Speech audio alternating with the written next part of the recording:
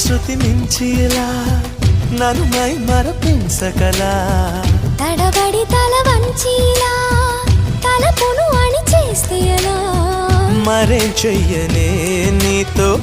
ఎలా వేగనే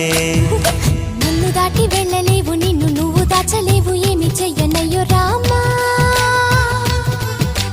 ఉన్న మాట చెప్ప నీవు ఊరుకుంటే ఒప్పుకోవు ఇంకెలాగే సత్యభామా అనుకున్నా తప్పు కదా మోమాటం ముప్పు కదా